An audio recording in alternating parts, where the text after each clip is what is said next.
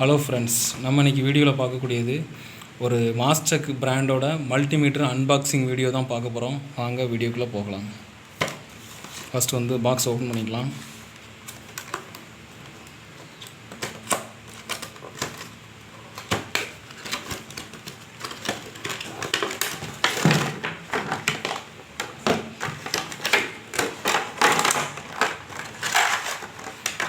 So பார்த்துக்கோங்க, இது multimeter இருக்குது. இதில் ரேஞ்ச் எல்லாமே நிறைய டைப்பில் கொடுத்துருக்காங்க. உங்களுக்கு AC volt, DC volt, resistance value, buzzer sound, அப்புறம் transistor NPN transistor, PNPN transistor check பண்ணுறது, அப்புறம் டிசி ஆம்ஸ் அதிகபட்சமாக 10 ஆம்பியர் டிசி ஆம்ஸ் மெஷர் பண்ணுற மாதிரி கொடுத்துருக்காங்க.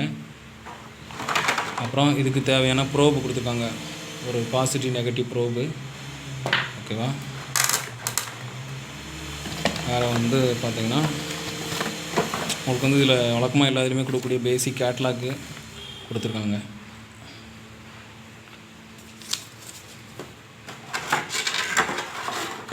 ஓகே, ஃபஸ்ட்டு மல்டிமீட்டரை பற்றி டீட்டெயில்ஸ் சொல்லியிருந்தேன். சுவிட்சு இப்போ ஆஃப் பொசிஷனில் இருக்குது. இந்த ஒரு மார்க் மாதிரி போட்டிருக்காங்களே, அதனால் ஆஃப் பொசிஷனில் இருக்குது. இப்போ நம்ம டிசி வோல்ட்டில் வழக்கமாக இப்போ 12 வோல்ட் பேட்டரிலாம் செக் பண்ண போகிறோன்னா 20 வோல்டேஜ் ரேஞ்சில் நம்ம என்ன போட்டுக்கிடணும். அதுக்கப்புறம் இப்போ 24 வோல்ட் பேட்டரினா இப்போ நீங்கள் என்ன செய்யணும், 24ங்கிறது 20க்குள்ளே அடங்காது. அப்படிங்கிறனால நம்ம 200 ரேஞ்சில் போட்டுக்கணும். அதே மாதிரி இப்போ ஆன்லைன் யூபிஎஸ்லாம் பார்த்தீங்கன்னா 20 பேட்டரி அந்த மாதிரிலாம் வரும்போது அது வோல்டேஜ் கூடுறதுனால நம்ம 600 ரேஞ்சில் போட்டுக்கணும். அதுக்கப்புறம் இது பார்த்திங்கன்னா ஏசி வோல்ட்டு. இப்போ டிசி வோல்ட்னா வி போட்டு உங்களுக்கு ஒரு லைன் இருக்கும், அதுக்கப்புறம் டாட்டாக இருக்கும். ஸோ ஏசி வோல்ட்னா வி போட்டு உங்களுக்கு ஒரு சிம்பிள் இந்த மாதிரி இப்படி ஒரு வளைஞ்சிருக்க மாதிரி சிம்பிள் போட்டிருக்கும். சரிங்களா? ஸோ அந்த மாதிரி சிம்பிள்னால் ஏசி வோல்ட்டு. இப்போ நம்ம வீட்டுக்கு வழக்கமாக வரக்கூடியது 230 வோல்ட் வர்றதுனால இதில் 2 ரேஞ்சு தான் இருக்கும். 200ங்கிறது இருக்குது, அப்புறம் 600 இருக்குது. இப்போ 600க்குள்ளே தான் அடங்கும். அப்படிங்கிறனால நம்ம 600 போட்டுக்கலாம். இப்போ இதில் நம்ம ப்ரோபை மாட்டியே உங்களுக்கு செக் பண்ணி காட்டுறேன்.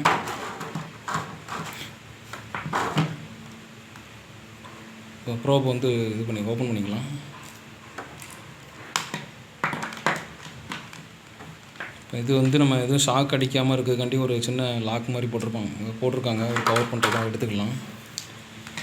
இப்போ இதில் முக்கியமான விஷயமே என்னென்னா, மல்டிமீட்டரில் ப்ரோப் கரெக்டாக மாட்டணும். இப்போ காமன் இருக்குது இதில், அதாவது ஒன்று 10 ஆம்பியர்னு இருக்குது, இன்னொன்று காமன் இருக்குது. அப்புறம் பார்த்திங்கன்னா இது diode simple, milli ampere, volt simple, ohms சிம்பிள்லாம் கொடுத்துருக்காங்கன்னா, இப்போ ஃபஸ்ட்டு நெகட்டிவ் ப்ரோப்பை காமனில் கரெக்டாக போட்டுக்கோங்க. போட்டாச்சு. அடுத்து பார்த்திங்கன்னா பாசிட்டிவ் இந்த கேபிளை நம்ம இந்த இதில் கனெக்ட் பண்ணியாச்சு. ஸோ இதில் கனெக்ட் பண்ணிட்டு ஃபஸ்ட்டு இது ஒர்க் ஆகுதான்னு செக் பண்ணுறதுக்கு ஒரு சின்ன டெஸ்ட்டு நீங்கள் பஸ்ஸர் ரேஞ்சில் போட்டுக்கோங்க. பஸ்ஸர் ரேஞ்சில் போட்டுட்டு இப்போ வச்சாச்சு. இப்போ செக் பண்ணி பார்க்கும். பஸ்ஸர் ரேஞ்சில் போட்ட உடனே என்ன ஆகுது, நம்மளுக்கு இது சவுண்டு கேட்கறனால அப்போ என்ன செய்யுது, ஒரு ஷார்ட் சர்க்யூட் ஆகுது. ஷார்ட் சர்க்யூட் செக் பண்ணுறதுக்கு தான் தேட இப்போ ஒர்க் ஆகுது ப்ரோப் எல்லாமே. சரிங்களா? இப்போ ஏசி வோல்ட் ரேஞ்சில் போட்டுக்கலாம். ஏசி வோல்ட் போட்டாச்சு. இப்போ ஆல்ரெடி பார்த்திங்கன்னா நம்ம ஒரு ஒயரை ஏசி வோல்ட்டு ஆன் பண்ணி வச்சுருக்கோம், ஒரு ஒயரு. இப்போ இதில் நம்ம கொடுக்கலாம்.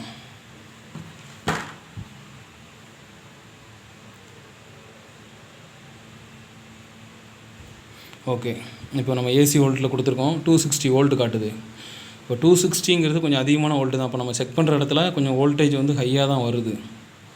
சரிங்களா? இப்போ ஏன் 200ல் கொடுக்கலன்னா, 200ல் இது அடங்காது. சரிங்களா? உங்களுக்கு மீட்ரு ப்ராப்ளம் ஆக வாய்ப்பு இருக்குது. அதனால் 600 ரேஞ்சில் கொடுத்துருக்கோம் ஏசி வோல்ட்டில். இப்போ கரெக்டாக காட்டுது. ஆனால் ஏசி வோல்ட்டு மெஷர் பண்ணும்போது முக்கியமான விஷயம் என்னென்னா, இதில் பொலாரிட்டி கிடையாது. அதாவது பாசிட்டிவ் நெகட்டிவ், பாசிட்டிவ்ல ஃபேஸ் நியூட்ரல், அதை நம்ம எப்படினாலும் மாற்றினாலும் கொடுக்கலாம். இப்போ ஃபஸ்ட்டு கொடுத்துருக்கோமா, ஸோ இப்போ மாற்றி கூட கொடுக்கலாம் பாருங்கள். இப்போ மாற்றி கொடுத்தாலுமே அதே மாதிரி தான் காட்டும். அதனால் இது ஒன்றும் ப்ராப்ளம் இல்லை. பட் பேட்டரி வோல்டேஜில் தான் நீங்கள் பாசிட்டிவ் நெகட்டிவ் மாற்றி கொடுத்தீங்கன்னா, கரெக்டாக கொடுத்தீங்கன்னா இப்போ 12 வோல்ட்டுன்னு காட்டும். மாற்றி கொடுத்தீங்கன்னா -12 வோல்ட்டுன்னு காட்டும். சரிங்களா? ஓகே ஃப்ரெண்ட்ஸ், இப்போ இந்த மாதிரி இருக்குது. இதிலே பார்த்தீங்க அப்படின்னா உங்களுக்கு இப்போ ஓம்ஸ்லாம் செக் பண்ணுறதுக்கு இந்த ரேஞ்சில் இருக்குது. இப்போ பார்த்தீங்கன்னா இப்போ ஒரு நீங்கள் செக் பண்ணக்கூடிய ரெசிஸ்டன்ஸோட வேல்யூ ஒரு 10 ஓம்ஸ் to 200 ஓம்ஸுக்குள்ளே இருக்குன்னா இந்த ரேஞ்சு. அதுக்கப்புறம் ஒரு 2K வரைக்கும் இருக்குன்னா இந்த ரேஞ்சு போட்டுக்கணும். அப்புறம் 20K வரைக்கும் இருக்குன்னா இந்த ரேஞ்சு போட்டுக்கணும். 20K வரைக்கும் போனால் இந்த ரேஞ்சு போட்டுக்கணும். 200Kனா இந்த ரேஞ்சு போட்டுக்கணும். அப்புறம் 2 மெகா ஓம்ஸ் வரைக்கும் பார்க்கணும் இந்த ரேஞ்சு போட்டுக்கணும். ஸோ அந்த மாதிரி இது இருக்குது. ஸோ இதில் முக்கியமான விஷயமே மல்டிமீட்டர்னால் ரேஞ்சு தான் முக்கியமானது. நம்ம டிசி ஆம்ஸ் மெஷர் பண்ணும்போது மட்டும்தான் இந்த ப்ரோப் மாற்ற வேண்டியது இருக்கும். இந்த ப்ரோபை மாற்றி இந்த இடத்துல போடணும். ஆனால் இந்த இடத்துல போட்டால் அந்த ப்ரோபே வந்து அப்படியே ஷார்ட் ஆன மாதிரி தான் இருக்கும். இதை நம்ம சீரியஸ் கனெக்ஷனில் கொடுத்து ஒரு பல்ப் லோடு செக் பண்ணுறோம்னா பேட்டரியிலேருந்து செக் பண்ணலாம்.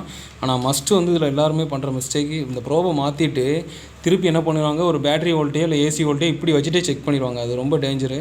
அதனால் அதை மாற்றினீங்க அப்படின்னா கவனமாக அந்த ப்ரோபை வந்து என்ன செய்யணும், மாற்றிட்டு பண்ணிடணும். இல்லை அந்த வேலையை முடிக்கும் போதே நீங்கள் ப்ரோபை கழட்டி மாற்றிடணுங்கிற மாதிரி ஞாபகம் வச்சுக்கணும். ஓகே ஃப்ரெண்ட்ஸ், இந்த மல்டிமீட்டர் அன்பாக்சிங்கில் வேறு எதுவும் டவுட் இருந்தால் கமெண்ட் செக்ஷனில் போய் கேளுங்க, நான் சொல்கிறேன். தேங்க்யூ.